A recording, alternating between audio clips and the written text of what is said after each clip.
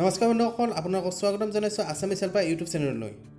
বন্ধুসকল, যিসকল শ্ৰমিকে অসমৰ বিভিন্ন ৰাজ্যত আবদ্ধ হৈ আছে তেওঁলোকৰ বাবে এটা ভাল খবৰ।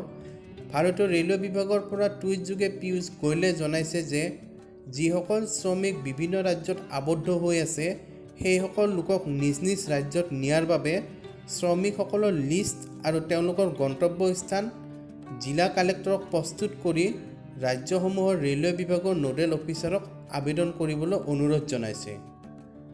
গতিকে বন্ধুসকল, আমাৰ অসমৰ বাহিৰত যিসকল লোক আছে তেওঁলোক হয়তো অতি সোনকালে, যিসকলে আবদ্ধ হৈছে তেওঁলোক অতি সোনকালে নিজ বাসগৃহলৈ আহিব পাৰিব।